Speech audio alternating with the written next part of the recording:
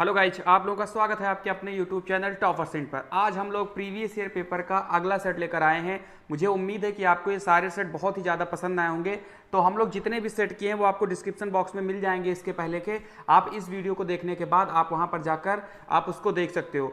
आप इसको अच्छे से पढ़िए। देखो, इसमें टोटल नंबर आप 28 क्वेश्चन हैं, ठीक है, जो आपके 3 अप्रैल 2016 में पहले शिफ्ट में आए थे क्वेश्चन।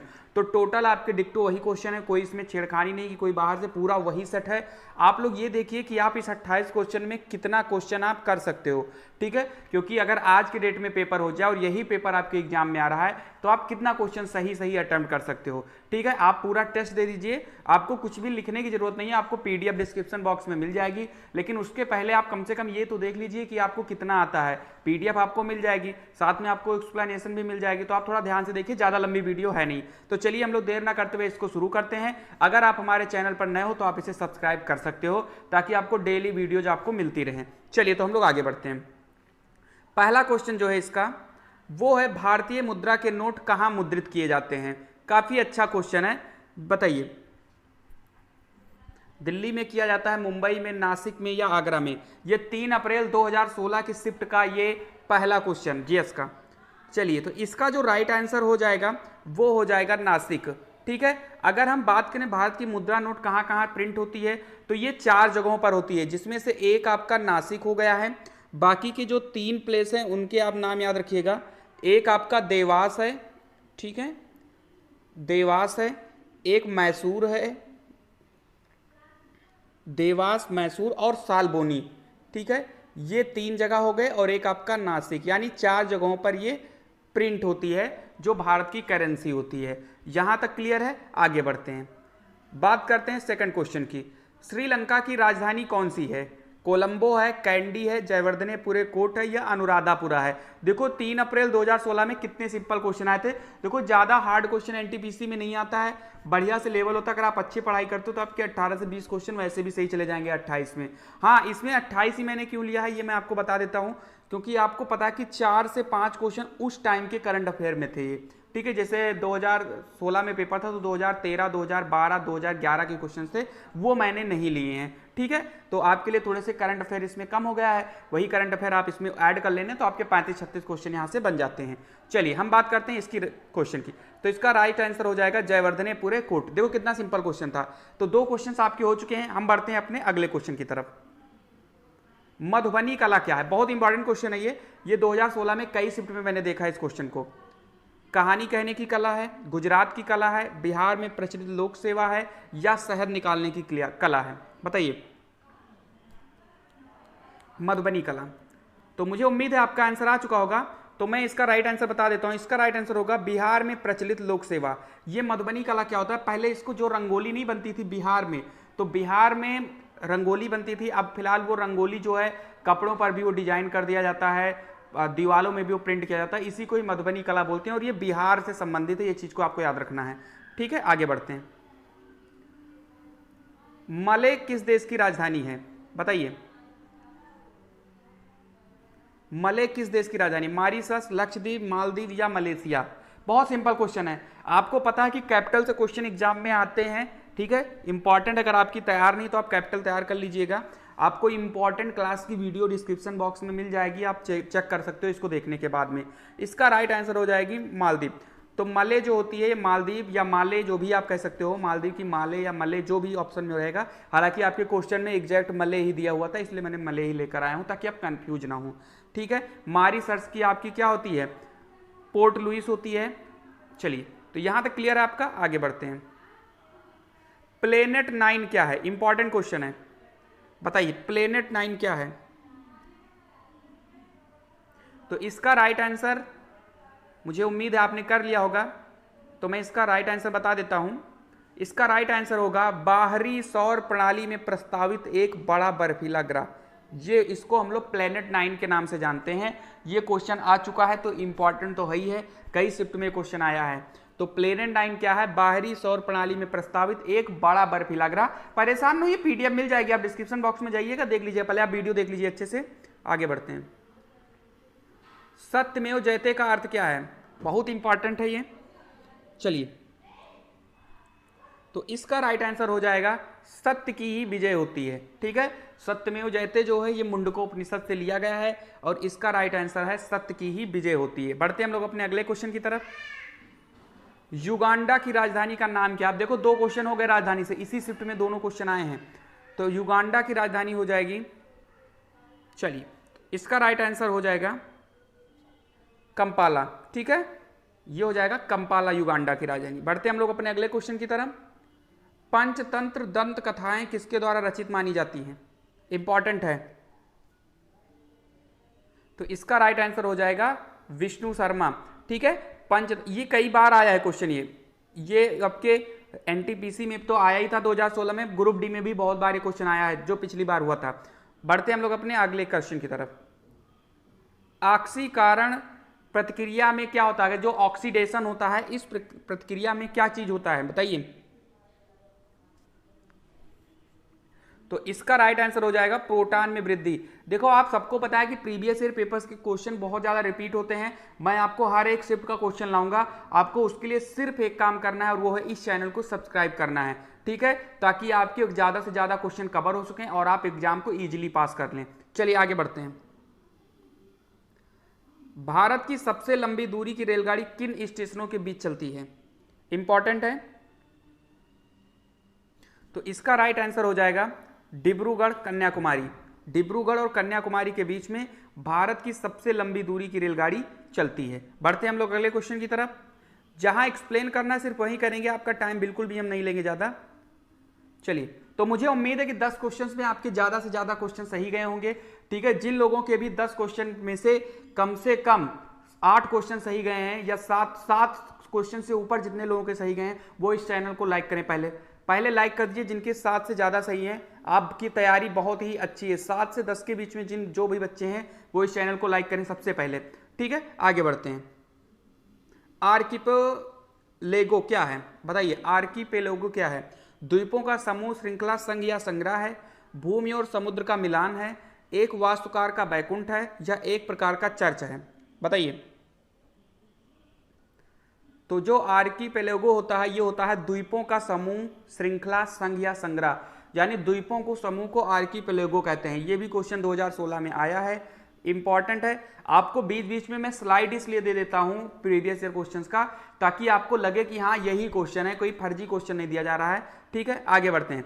मैंने इसको क्यों इस तरीके से लिया है, मैं आपको चाहता तो पूरा पीडीएफ पे ही ना समझा देता, लेकिन उसमें क्या होता है आपको पता है आंसर भी दिया होता है। तो जब आंसर दिया होगा तो आप अपने आप को टेस्ट कैसे कर पाएंगे, इसीलिए मैंने इनको खुद टाइप किया है और टाइप करके आपके आगे ला रहे हैं, ताकि आपको ये पता लगे कि हाँ मुझे कितने क्वेश्चन उस समय पर आते अगर मैं पेपर दे रहा होता तो। ठीक है, चलिए आगे बढ़ते हैं। बाकी चलिए, रिक्टर पैमाने के बारे में क्या गलत है? बहुत इंपॉर्टेंट क्वेश्चन है, यहां से आपको रिक्टर पैमाने की सारी बातें समझ में आ जाएंगी। इसे 1935 में चार्ल्स रिक्टर और गटेनबर्ग द्वारा विकसित किया गया था। यह एक लघुगणकीय पैमाना है। इसे भूकंपीय के उपयोग द्वारा नापा जा सकता है। रिक्टर पैमाने पर 8 से 9 की तीव्रता का अर्थ है हल्का भूकंप। बताइए इसमें से क्या गलत है चारों में से? पढ़ लीजिए आराम से।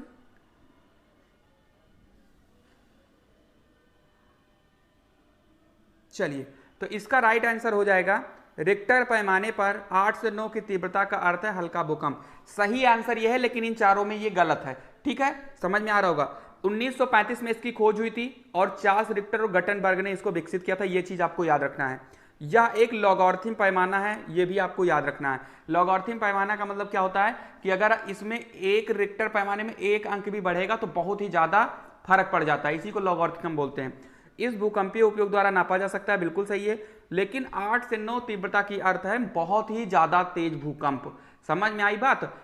हल्का भूकंप नहीं तो हल्का भूकंप होता है 1 से 2 पर, 8 से 9 पर बहुत ही ज्यादा भूकंप आता है। तो ये आपका गलत है और सही आंसर इसका है, इस क्वेश्चन का। आगे बढ़ते हैं। वयस्कों में सामान्य रूप से दिल धड़कने की दर क्या होती है? बताइए। तो आपको इसका राइट आंसर बताना है, ये भी इंपॉर्टेंट है। बीच बीच क्वेश्चन में मैंने स्लाइड डाल दिया है, सारे क्वेश्चन की स्लाइड डालना जरूरी नहीं था, इसलिए मैंने सबके नहीं डाले हैं, बस बीच बीच में डाल दिया कि आपको लगे कि हाँ उसी पेपर के क्वेश्चन चल रहे हैं।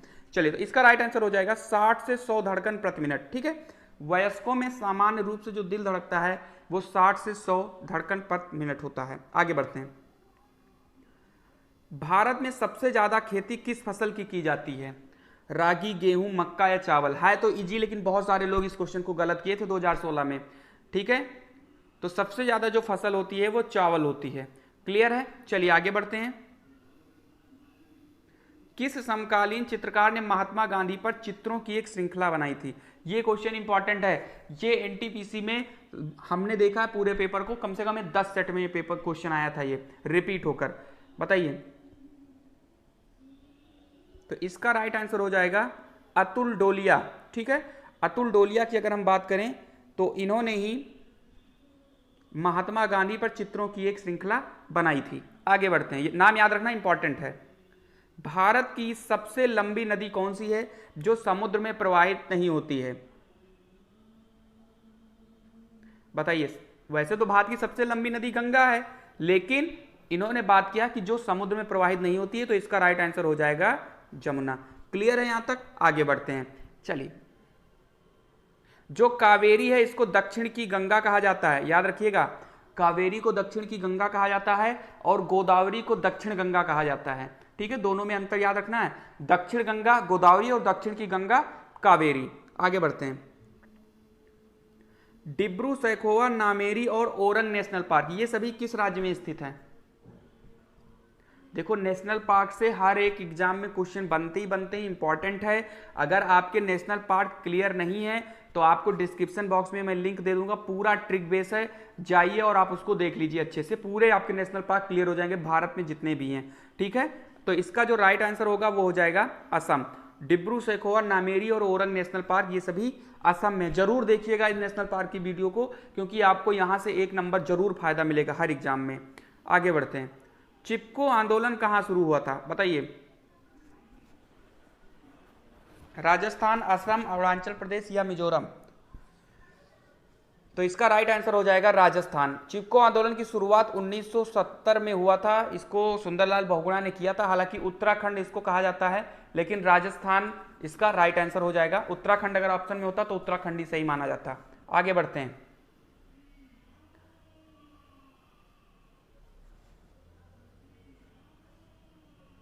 मसाई मारा नेशनल रिजर्व कहां है? बताइए। माली, केन्या, गबान या जाम्बिया? मसाई मारा नेशनल रिजर्व बता दीजिए। तो इसका जो राइट आंसर है वो हो जाएगा केन्या। मसाई मारा नेशनल रिजर्व केन्या में स्थित है। ये क्वेश्चन आ चुका है एग्जाम में, इसलिए ये क्वेश्चन जो है आपका इंपॉर्टेंट बनेगा।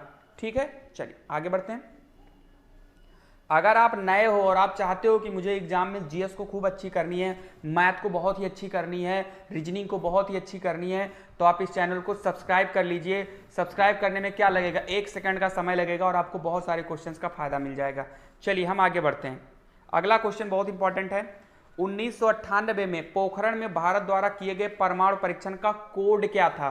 इंपॉर्टेंट है, आपने अभी परमाणु मूवी देखी थी ना, तो उसमें बताइए कोड क्या था। क्वेश्चन आ चुका है ये।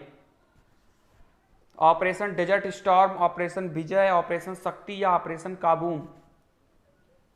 इसका राइट आंसर हो जाएगा ऑपरेशन शक्ति। अगर आपको क्वेश्चन पसंद आ रहा है तो आप इसे लाइक जरूर करिएगा। ठीक है, आपकी एक लाइक करने में ज्यादा समय नहीं लगेगा, लेकिन मुझे खुशी मिलेगी कि मैंने जो क्वेश्चन दिया आपको पसंद आया है। ठीक है, चलिए आगे बढ़ते हैं। निम्नलिखित में से कौन सा ऑपरेटिंग सिस्टम नहीं है? आपको पता है कि कंप्यूटर से कम 2 से 3 क्वेश्चन आपके एग्जाम में बनते हैं एनटीपीसी के पेपर में। तो इसमें निम्नलिखित में से कौन सा ऑपरेटिंग सिस्टम नहीं है? तो भैया ऑपरेटिंग सिस्टम एक्स ये तो हाई है, डिस्क ऑपरेटिंग सिस्टम ये तो हाई है, विंडो 7, विंडो 10, विंडो 8, विंडो 9 ये सारे आपके ऑपरेटिंग सिस्टम होते ही होते हैं। लेकिन जो आपका C++ होता है, ये आपका क्या होता है? बेसिक, कोबोल, ये सारे होते हैं आपके लैंग्वेज होते हैं, कंप्यूटर के लैंग्वेज होते हैं। ठीक है, तो याद रखिएगा C++, सी, बेसिक, कोबोल, फोर्ट्रॉन ये सारे आपके लैंग्वेज होते हैं। आगे बढ़ते हैं। मानव में बैक्टीरिया के संक्रमण का आम इलाज क्या है? देखो, आपके 21 क्वेश्चन में जिन भी बच्चों के 15 क्वेश्चन से ज्यादा सही गए हैं वो प्लीज इस चैनल को लाइक करें। ठीक है, और अभी लास्ट में आप जब 28 क्वेश्चंस कंप्लीट हो जाएंगे तो आप कमेंट करके मुझे जरूर बताइए कि आपके 28 में कितने सही हैं। ठीक है, तो मानव में बैक्टीरिया के संक्रमण का आम इलाज क्या है? एस्पिरिन, एंटीबॉडी, एंटीबायोटिक या एंटीजन? तो इसका राइट आंसर, उम्मीद है आपने कर लिया होगा, तो इसका राइट आंसर हो जाएगा एंटीबायोटिक। ठीक है, मानव में बैक्टीरिया के संक्रमण का आम इलाज एंटीबायोटिक है। आगे बढ़ते हैं। स्वदेशी क्या है? बहुत सिंपल क्वेश्चन, ये मुझे उम्मीद है सारे लोग करेंगे। देख लीजिए, भारत में निर्मित वह सामग्री जो भारत में उत्पादित हुई, विदेशी भूमि में निर्मित वह सामग्री जो विदेशी है, एक चरखा जो रुई काटने के लिए प्रयोग किया जाता है, या कपास से बना देश का झंडा। तो इसका राइट आंसर हो जाएगा भारत में निर्मित वह सामग्री जो भारत में उत्पादित हुई है। पसंद आ रहा है तो लाइक जरूर करिएगा। आगे बढ़ते हैं। अभ्रक किस राज्य में बहुतायत में पाया जाता है?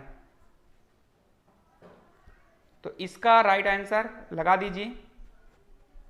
तो इसका राइट आंसर हो जाएगा बिहार। बिहार से आज दो क्वेश्चन बने, एक अभ्रक किस राज्य में सबसे ज्यादा पाया जाता है, और दूसरा क्वेश्चन बना कि मधुबनी जो चित्रकला है या मधुबनी जो कला है ये कहां पर होती है? तो ये बिहार में होती है। आगे बढ़ते हैं हम लोग। सेपेक तेक्रो क्या है? पक्षी है, मलेशिया में एक प्राचीन शिकारी टीम है, या वॉलीबॉल को किक मारना कहलाता है, या एक प्रकार का लड़ाकू विमान है? तो सेपेक तेक्रो जो होता है ये वॉलीबॉल को किक मारना कहलाता है, सेपेक तेक्रो। क्लियर है यहां तक? चलिए आगे बढ़ते हैं हम लोग। अगला क्वेश्चन, साइबेरियाई आइबेक्स क्या है? पहाड़ी शेर, बड़ी और भारी बकरियां, पहाड़ी हिरन, या एक प्रकार का लड़ाकू विमान?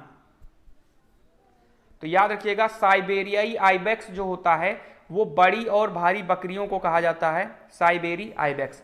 यहां तक क्लियर है? चलिए हम लोग आगे बढ़ते हैं।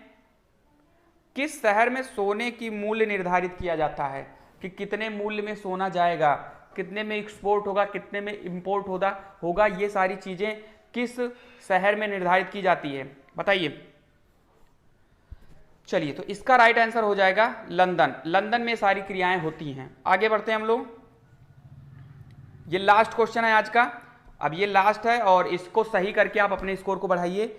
निम्नलिखित में से कौन सी गैस हास्य गैस के रूप में लोकप्रिय है? बहुत सिंपल क्वेश्चन है। तो हास्य गैस आपकी क्या होती है? हास्य गैस आपकी होती है नाइट्रस ऑक्साइड। अगर यही रोने वाली या रुलाने वाली गैस की बात होगी तो वो हो जाएगी आपकी क्लोरोपिक्रिन। लिख लीजिएगा कहीं कॉपी में, क्लोरोपिक्रिन होती है रुलाने वाली गैस और नाइट्रस ऑक्साइड होती है हंसाने वाली गैस। अगर आपको ये सेशन पसंद आया तो इसे लाइक और अपने दोस्तों में शेयर और सब्सक्राइब जरूर करें। दूसरी चीज है, अगर आपके कितने भी स्कोर हुए हैं आप कमेंट में जरूर लिखिए कि सर मेरा इतना सही है। मिलते हैं हम लोग अपने अगले सेट में, अगले टेस्ट में। तब तक के लिए आप लोग खुश रहिए, मस्त रहिए और पढ़ते रहिए।